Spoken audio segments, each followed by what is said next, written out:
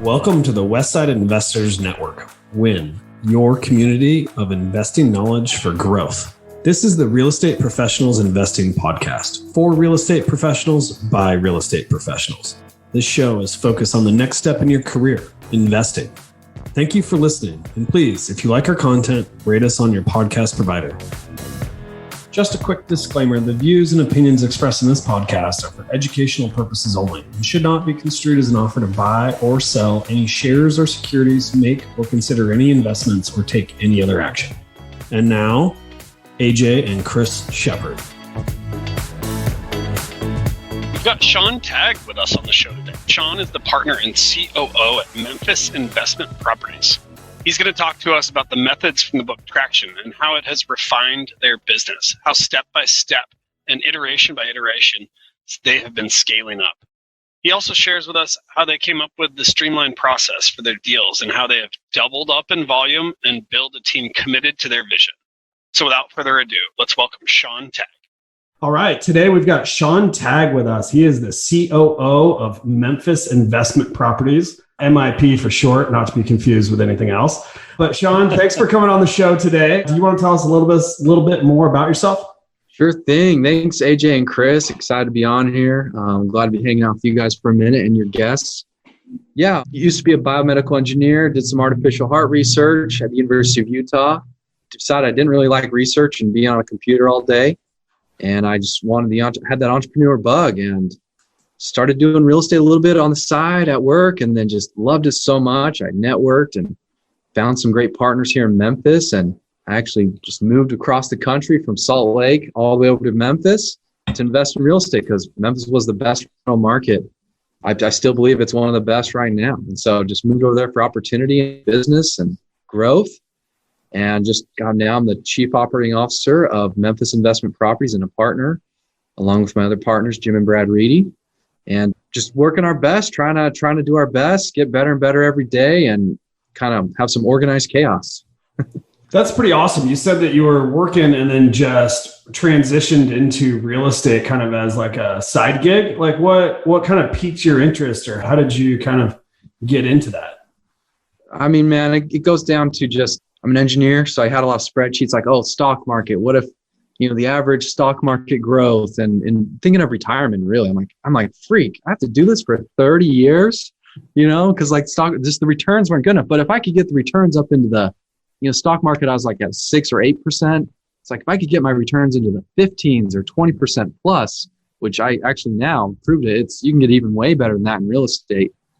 And I was just like, wow, well, you can retire a lot quicker with better investment vehicles and all the other benefits of real estate. So just kind of research and nerding out and just analyzing, and then really just buying my first house. I bought a duplex, and the other unit was paying my mortgage. And I'm like, wow, let's just do this every year. And that's what I was kind of starting out with. And then it just caught me like a bug, and I couldn't get it off. And I thought about it all the time and just wanted to do real estate. So when you realized you wanted to do it, what was the transition like? How did you make that transition from, working your normal job to going to be a full-time real estate investor? Yeah. So like, of course, I'd spend 5 hours a week, 10 hours a week after work, doing real estate and trying to find deals. I did a couple flips, wholesales, and a couple buy and holds with either some partners or by myself in Salt Lake or in Memphis. And then, just networking, talking to everyone, just loving it, wanting to hear from anyone that's doing real estate, asking them questions, just searching all the podcasts like this one and learning and just soaking it in on all my driving back and from work. And then just asking people like, hey, like, I'm looking to partner a few. And then I was just like, I'm just looking to do this full time. What's your advice? Asked several people on that. And then my partners are just like, well, hey, if you're serious and you're thinking of quitting and doing this full time, come over to us. We're looking for someone to keep us organized and processed out. And a young, hungry guy. And I was like, well, I can make that happen. Nice. I like how you say processed out. So that's a good segue into kind of like, these processes, the, checklists and everything else that keep, a business organized. Like, do you want to kind of tell us a little bit more about what you're doing now and how you've implemented some of those processes? Sure. So we'll hit probably 350 single family turnkey flips this year. Yeah, so we try to we do some volume. We do a few houses. So like that's like almost one a day, isn't it? Yeah, but that's the goal actually, one a day. And disappointingly, I'm doing the projections after September. End of September. We're going to be a little shy, but we do want to hit that maybe next year. Yeah. So I mean, we were doing like 322 last year, 260 the year before, and right in that 240, 250 range for the past 4 or 5 years. And what's been really getting us over that hurdle from 250 up to the 300 is just we've really had to zone in on our processes and streamlining things and team communication. And that's kind of where, it just naturally is my affinity towards that with my engineering background.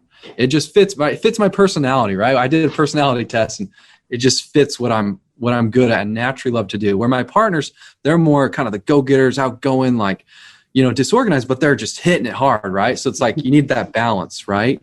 In anyone, the visionary versus an integrator. Oh, so you read Traction. Traction is the key. Anyone who has a business and more than 2 employees, read the book Traction. And then if you don't do anything with it, then hire someone to read it and implement it for you. So yeah, Traction's what we're doing. We have weekly meetings with our team. We have scorecards and KPIs to track if they're doing good, if they're missing out on things. And then we really just have like training manuals and job binders and to-do tasks. And everyone has their little box of what they do on our team and they do it well.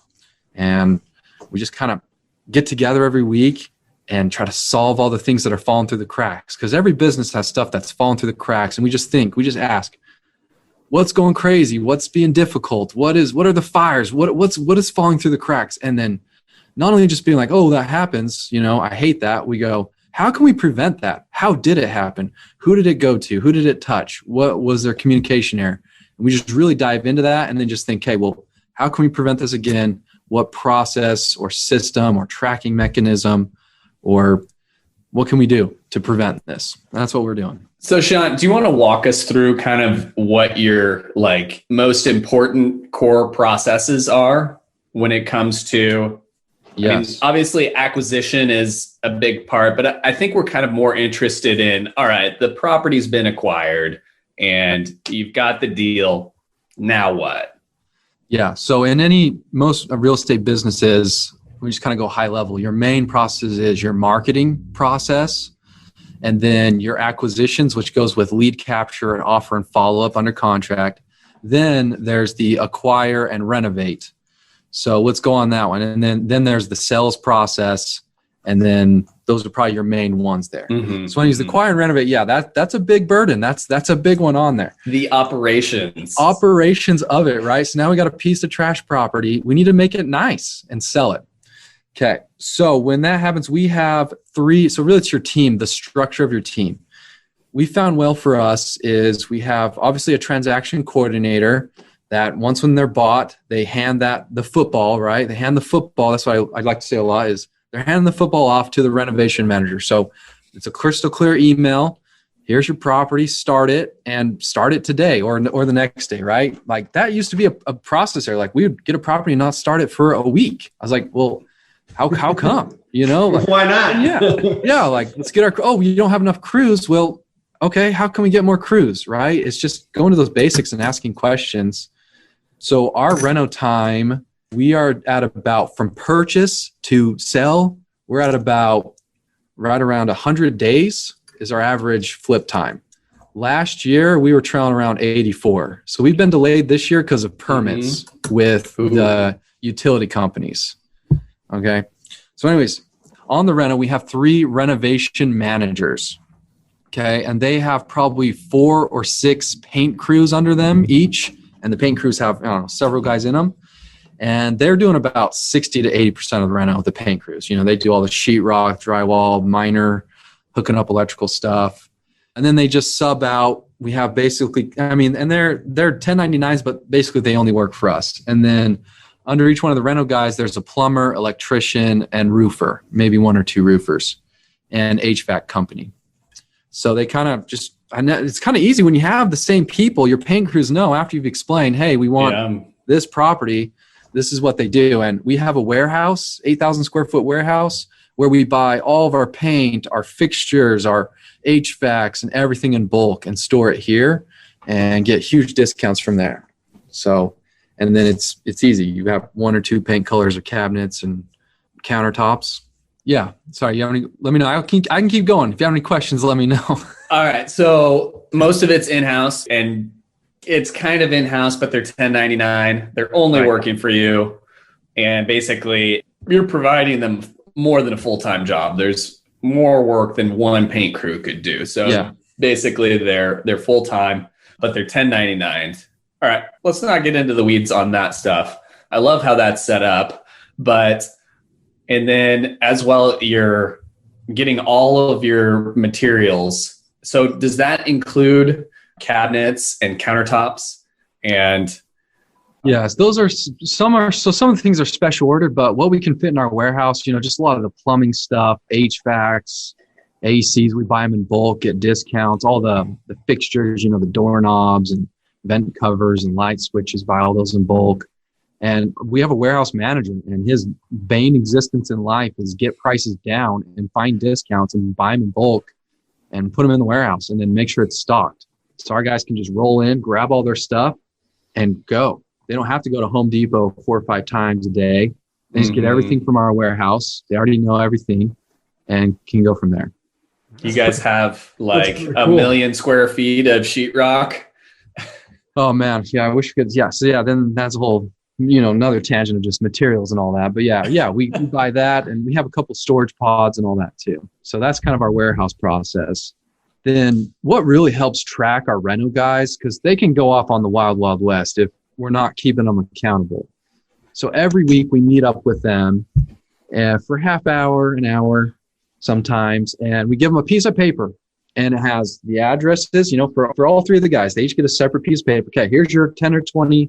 They're usually doing around 20 houses at a time, 20 to 30. Here's your 20 houses. Here's the day we bought it.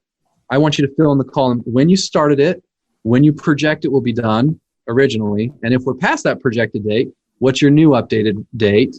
And then we put in the budget, and then the current budget, if you're on or off track, and then when you're finally done. So we track those numbers, and it keeps them accountable, it keeps them organized, and then we just kind of go over issues every week on that.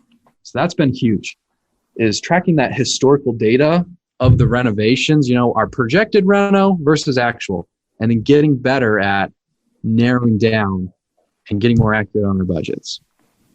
Yeah. That's awesome. Do you guys do like a process of scheduling, or how do you come up with that projected date out in the future?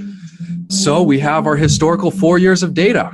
Yeah. So historical 4 years, our average house is 90 days. So that's what we do. And then we do it then they go, well, this is a harder house. The upper quadrant of the harder houses are 130 days. The middle 100, then the lower tier, they can get them done in 60 days, 45 days. Yeah. I think our record is like 20, it was either 19 or 21 days for a flat. And that was awesome. Like a, 20, 30 grand reno. We just the stars aligned with our all-star. That's fun. So we do that, and then we have a budget process. Like we have a whole budget. We're just a custom spreadsheet, really. Yeah. That you plug in square footage for different metrics and have standardized prices from our warehouse. Then they'll standardize labor prices. So we've standardized that budget as well, which took a lot of time and man hours. But man, it's gotten us so much more accurate on our budgets. Back 4 or 5 years ago, when we were a little disorganized, we were, it was budgets were hit and miss. It's like, well, this is kind of what it's going to be. Now we're within 5-10% of our budgets projected versus actual most of the time. There are some houses that go over when you're doing 300. So there's that. And then then I think the key, just a little nugget here, is like for your people, your employees, is we do a little performance bonus for our renovation managers that if we win, they win. If we lose, they lose with us. Not the exact same proportional, but obviously they get a base salary, but then we give them a performance bonus, let's say $500 to $1,000 a month, based on, if the past month, the 5-10 houses they finished out, what was their projected budget versus actual. And it tiers, the more they were over budget, the less bonus they get. And then some other key metrics. So I highly suggest you bonus your people and employees. I'm a fan for giving almost everyone a monthly performance bonus. And you make it something that is in their direct control, and something that you want them to focus on that'll earn you money and them money. And that's been a key to getting that performance bone, because now it's like a little competition between the three of them. Who's the quickest? Time is another thing. Who's the quickest this month? Who is the most on track with their budget? And it's kind of fun.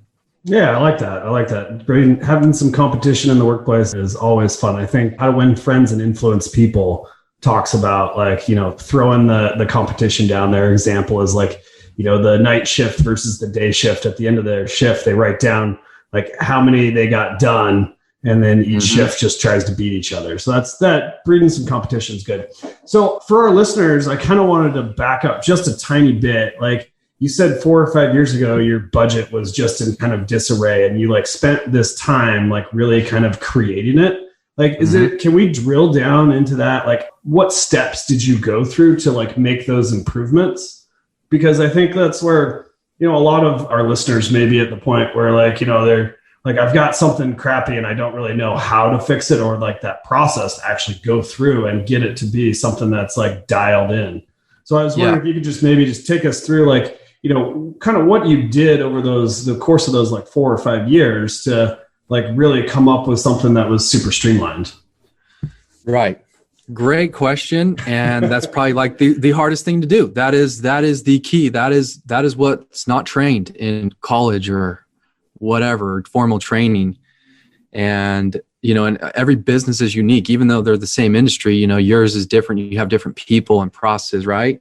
So it's kind of unique to you. So yeah, it requires patience. It requires just sheer freaking almost you're pissed off at the scenario. You know what I mean? It's a big enough pain. You're just I hate this. I hate that we're over. Why are we over? Why? A little bit of that.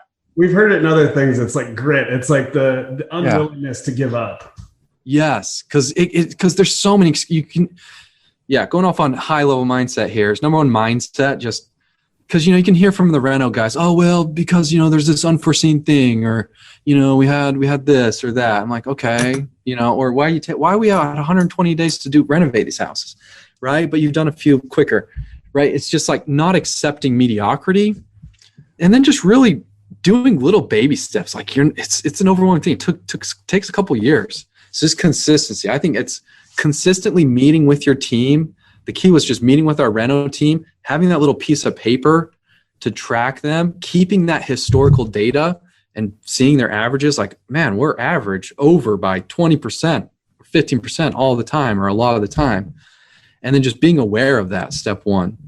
And then meeting with the team weekly, getting the boots on the ground data and knowledge. You need to be empathetic and understand what your guys are going through. So shadowing your employees, hearing what they're saying, letting them bring up their issues, and not getting mad at them for making mistakes. Because if you get pissed at your employees for making mistakes all the time, they're just going to hide the issues, and you'll never hear them and you'll never solve them. They'll just always beat around the bush with excuses, and you'll not get to the real thing.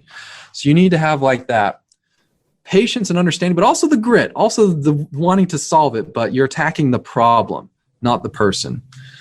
So there's the high level. Then for this specific scenario, I just gathered all the data, here's our past 100 properties we renovated the past few months. Okay, here's our actuals versus projected. Oh, here's where we're over. Then breaking that down. Okay, so yeah, we're over. Well, where are we going over? Is it on our electrical, the plumbing, the roof, the carpentry, the paint? Where are we over? And what we discovered is from our data is that we're over on electrical, plumbing, and then unforeseen issues like subfloor issues, or electrical or plumbing issues, or things behind walls. That's that. And then a couple other things we were off, just talking with the guys, oh, well, I actually paid this for my guys, not that. Prices have changed. And I'm well, when you change your price, let me know so I can update the spreadsheet. Just basics like that. Communication, right? And it's hard when you have a big team. So identifying that, then just talking with the guys, when they would go over budget significantly on a property or two, we'd talk about those every month in front of everyone. So hey, supervisor number one, this month, these two were your worst ones. What happened? Write them down up on the screen. Okay, blah, blah, blah. And then I go to supervisor 2 or 3. Okay, do you guys run into that? What do you do to prevent it? What could you do?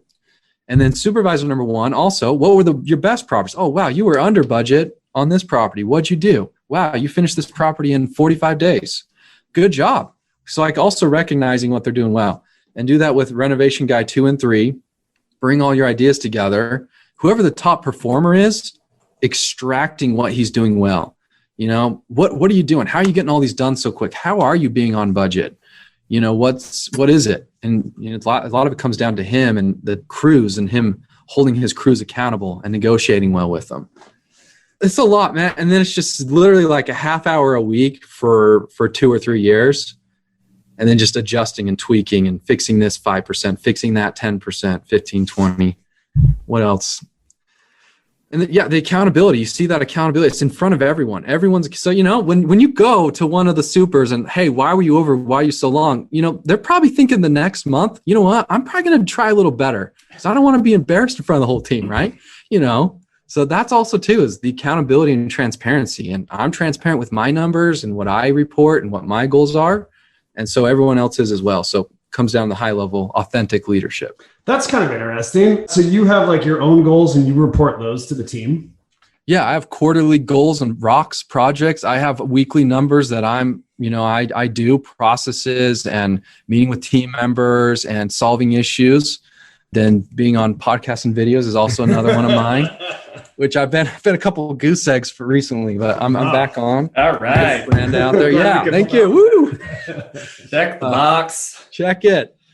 Yeah. And you gotta be a good leader too. You gotta be on that front line with them, but also look over everything as well.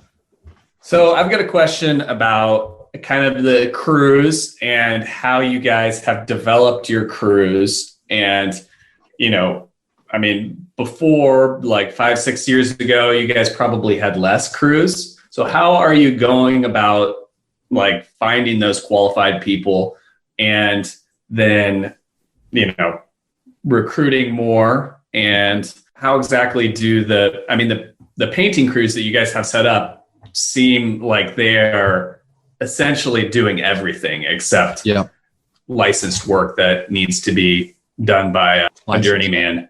Yep.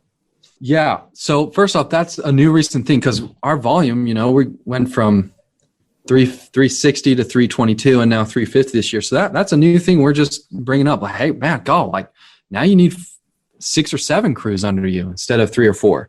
So we're looking for more new guys. First off, that is a recent issue too. But previously, I mean, it's a little different in the rental world. You can't just go post this on the internet because those guys aren't like tech savvy typically, the paint crews. I mean, it's really poaching. One strategy is just driving around and you see a dumpster and go ask the paint crew, hey, who's your boss? And, you know, you go find that boss and, hey, let's try you out. Give him a property or 2, see how he does. And we found some of our best crews from that, also our worst. And you've got to go through like 4 to get one good one. So it is just testing out a couple and, you know, first couple weeks in, if they're not hitting it and doing it, all right, we're going to have to let you go. We're going to try out another crew. And just from that is, you can tell real quick after you let them try it out.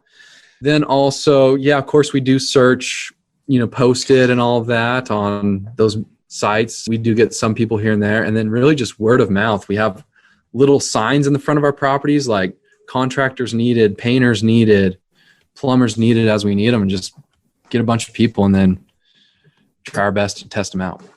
So when it comes to the pricing, are you having the paint crews bid, or are you being like, okay, you've got a 4-person crew, we're going to pay you this hourly rate? Or how exactly? Great question. We just do a set, our budget. And we tell our contractors, don't hand them our budget, what our prices are and how we calculate that. Tell them, hey, so they go with the guy, meet him there, and they go room by room, and they write down, here's what it's going to be, and usually try to get that down a bit, and then negotiate with him a bit. And then if it's good for him, great. If not, all right, next guy, he will take it. Okay, so you guys are dictating a bid price based on the work. Yep. Okay, and that's just kind of going off of market rates. And so you have essentially expert knowledge there. Most like newer investors are not, you know, they're not going to be able to walk through a property and dictate to a contractor, this is how much we're going to pay you, take it or leave it. Yeah. But that is something that AJ and I are trying to develop a process for, but it's so tough here in Portland because there's such a huge labor shortage. Yeah. And, there's just less work getting done because there's fewer qualified contractors and then they can raise their prices. Sean, the houses that you're working on, like how similar are they to each other? Pretty similar. So I'd say of like the 300 or so, probably 20% of them are like the high end, selling, 400,000 plus ish, nice retail. But then the other 80% are turnkey, 3-bedroom, 2-bath homes, 1,300 square feet on average. 1,300.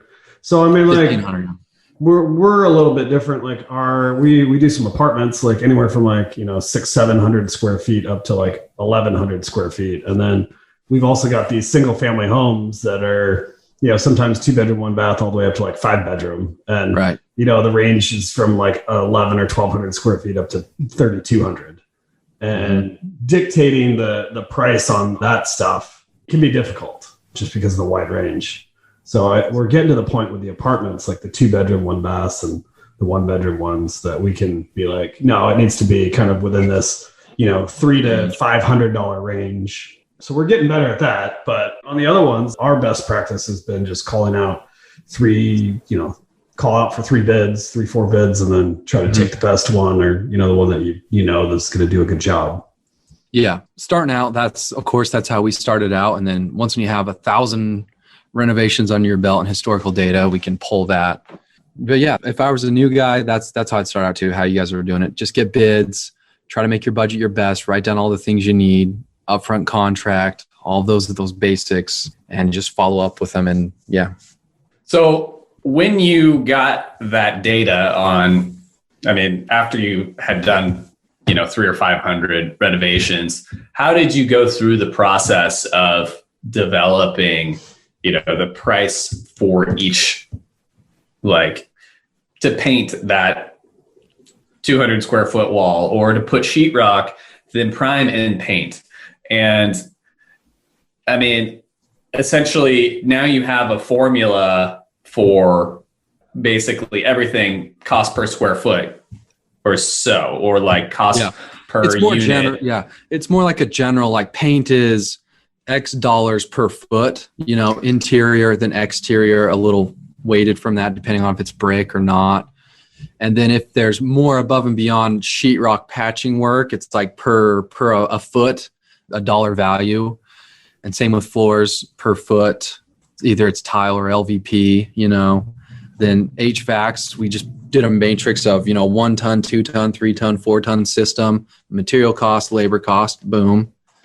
Plumbing, plumbing, electrical, I think that's why it's more tricky while we're off, is that is more, we have a panel replacement thing, but then there's rewiring, and if it's copper, aluminum wiring, other things like that. So we're still honing in on some things, and we kind of just do a general blanket, low, medium, high electrical work, blanket it, and then try to add on tax, and then really it was about, now this only 2 years ago, is we got to the point in our volume, we hired a full-time guy, and his one and only bane of existence is to do the budgets, get them more accurate and adjust them.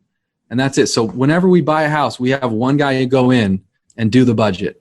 And he's the consistent guy. So it's a consistent budget, because every renovation manager will do different, right? Because they're trying to get their bonus, right? And it's their budget a little bit in some way. And it's and it's neutral, because he isn't incentivized if the budget is on or off track. You know what I mean? Like where the other guys would try to beef him up, where the acquisition guys would be like, oh, we need the budget down lower so we can actually buy it.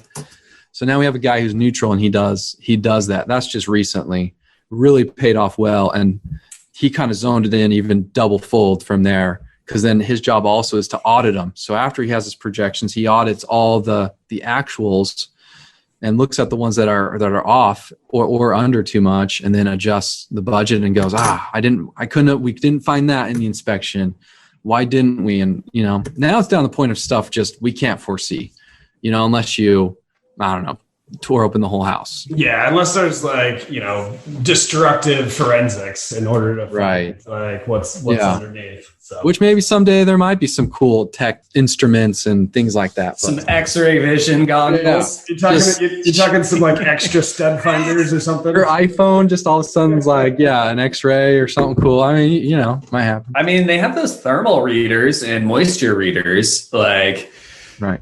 That's certainly, like very good information to know, like, okay, well, what's the moisture content of this floor, or what's like, if it's dry versus soaking wet, that I don't know what exactly that would equate to, but there is some tech out there that like home inspectors are using that are pretty good info. Oh yeah. And by the way, our budget guy, he was a home inspector.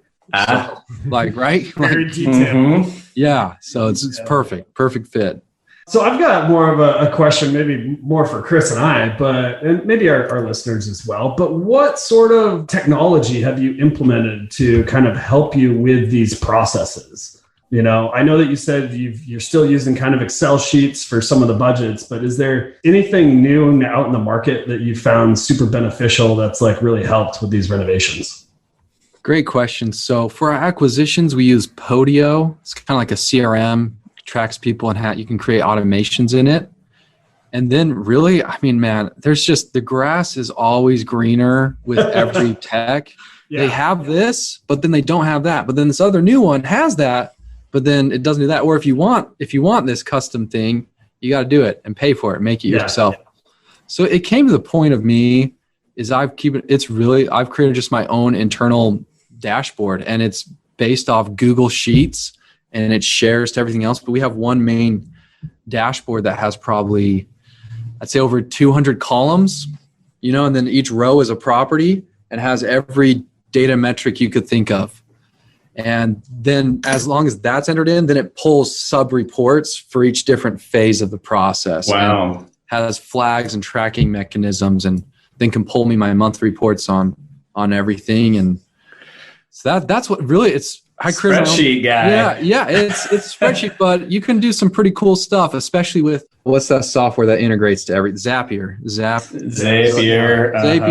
So I can do that to everything, and automated emails and reports and cool sheets. So that's kind of what we're rocking. We implemented Lead Simple. It's more of a specific property management, but it's a CRM and does a lot of what Podio does. But that's been with like property management. Yeah. Oh yeah. And our property management, we use Propertyware, and we've looked at several others several times. I don't know. Everyone has this and that, but doesn't have that, so. I think you're married. You're married to Propertyware. And right. And if you want to change, it's going to be a real ugly divorce. Yes. Yeah. Really ugly. Yeah. Random. But we just brought on a property, and they got a loan that requires a DACA account, and the lender, which basically means that the money goes to the lender first, which is like, we've never experienced that before. And they're like, oh, you guys need to change your software because Appfolio, doesn't support this account. And we're like, are you kidding? There's no way we're changing software for one property. Like, yeah. I mean, I could imagine like setting up a totally separate system for it if it was a good enough deal for us, but I just don't think that they understand like how difficult it is to switch from one platform to another. Oh, yeah. Lots of man hours and cost. And then there's mistakes and things that fall through the cracks with, with the new system.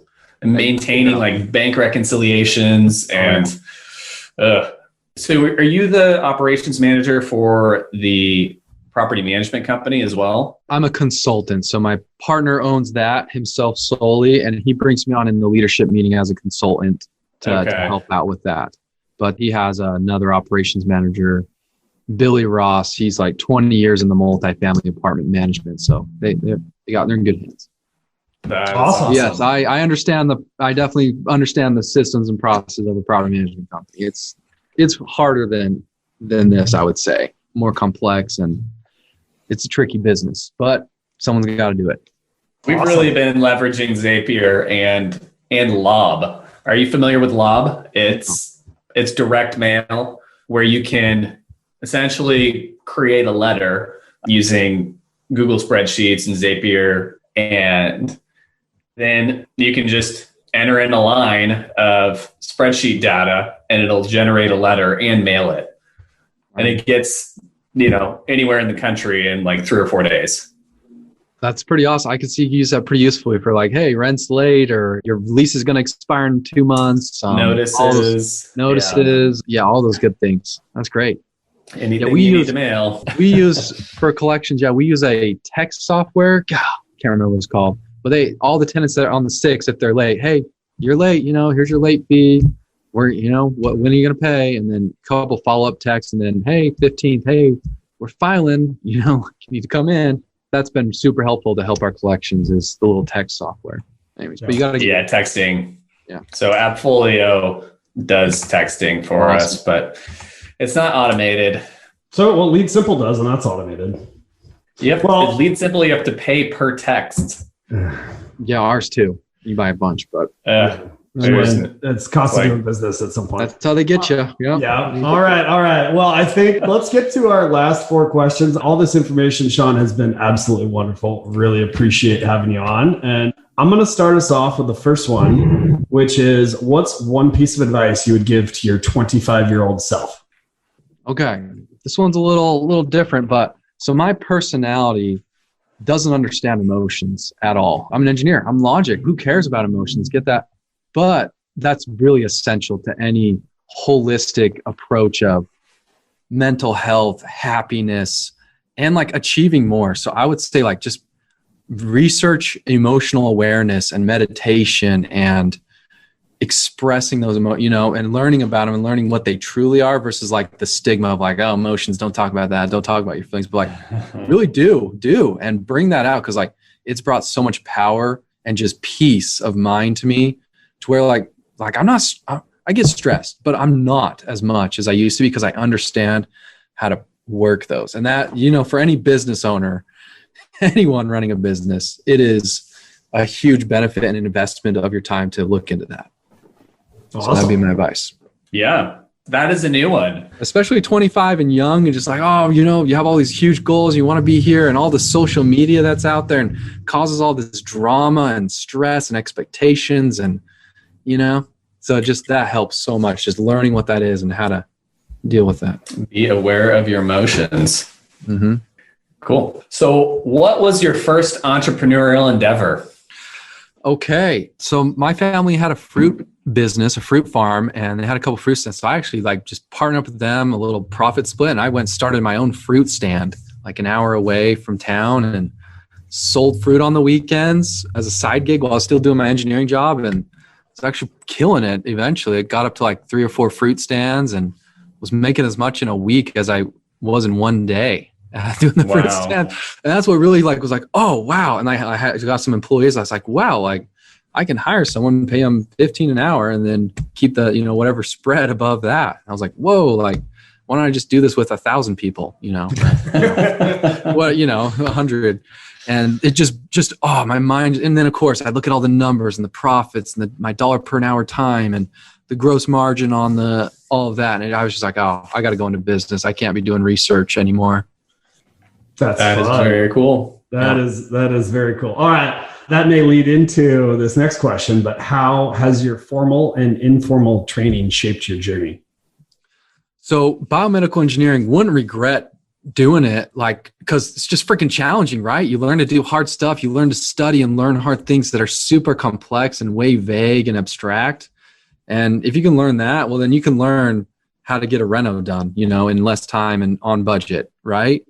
So and the graphs and the data, using big data and analyzing it and using that for a business has helped out a lot, being organized and structured. So that's what I learned from my formal training. Then informal would just books, Traction, The E-Myth, How to Win Friends and Influence People, just all these books. Got a bunch of books back here too that I just try to read. So just try to read a book a month. And then I would say just putting things on yourself, challenging yourself, see where you can go, finding out what you like. Then I'd say the business masterminds and networking and talking with other owners and being on podcasts and listening to them like with you guys. I'd say is way more essential than formal education, to be quite honest. But the formal did shape me in a way. Nice. I like it. All right. And our final question. What was your biggest mistake and what did you learn? Okay. So we do, with our volume, we lose money on houses. Surprisingly, you lose money on a few houses in real estate. And yet again, 17, it's gone down a bunch, like actually a lot fold significantly. But just, when we have a loss, like I just remember the other team members like, just brush it under the rug. Oh, just a bad deal, but I'm like, well, why? What happened? How did it happen? Where was it in our process? What are we lacking? What's the most common area of the loss? And I would do a deep dive and I would talk to the reno guy. I would talk to the acquisition manager, talk to my partners about it, talk to the transaction person, the salesman. I look at all the average times and the numbers on it compared to others and just look like, why did this happen? What can we implement? And doing that has helped us learn a lot why we're losing money. So then on the acquisitions, we go, oh, well, this house is in this area, or is this type of certain house or whatever, or has a fire damage. Well, I finally realized, hey, if the house had a fire damage, we go over budget 100% of the time on that by 15, 20 grand. Oh, okay. Well, let's make our budgets reno on a firehouse, not 45,000. Let's make it 60, not keep repeating the same mistakes. So those were things like that. And some were simple. Some were, oh, we didn't do a budget on the house. What? Why? Or, I just, kind of, messed up on the reno there. We overlooked that. I'm like, well, why? Just simple, right? A lot of it comes down to the basics. Like, oh, we just basically missed something and something got missed on these hundreds of properties that go through us. So it's okay. How can we hone down on that? How can we not miss that? And that's where a lot of processes were created from that. So always look at what I learned is always look at your mistakes and just approach it with curiosity and like, what can I learn from this? Ask a dozen questions and answer them all. And then just the ultimate one is, what can we learn from this? And appreciate it. Don't just avoid it. Appreciate it and embrace those mistakes and bring them up transparently.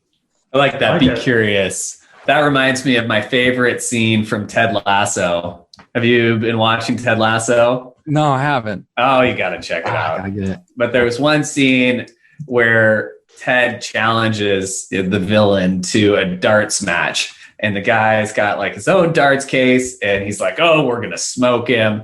And he's like, well, if you were curious, you would have asked, hey, Ted, have you played darts before? And he's like, yeah, I'm like a darts league champion. And he just smokes him. It's amazing. Right. Yeah. Be curious. Yeah. Well, super fun, Sean. Thank you so much for coming on. If our audience wants to get a hold of you, what's the best way for them to reach out? Yeah. So, I'm on LinkedIn, Sean Tagge, and then my cell phone, 901-500-7517. Call me or text me. And then SeanTagge@gmail.com is my email. And MemphisInvestmentProperties.net. We have our turnkeys on there, and we also have apartment syndication opportunities to accredited investors. And yeah, feel free to check us out. I'm happy to help out anyone. If you're ever in Memphis, especially you guys, I'll treat you guys to some nice world famous Memphis barbecue. Ooh, yeah, I like it. Yeah. So yeah, be happy to have anyone over. Come visit our office. We'll give you a tour. Awesome. Next time we're going to go check out the Appalachians. Yeah. Smokies. Yeah, that's great.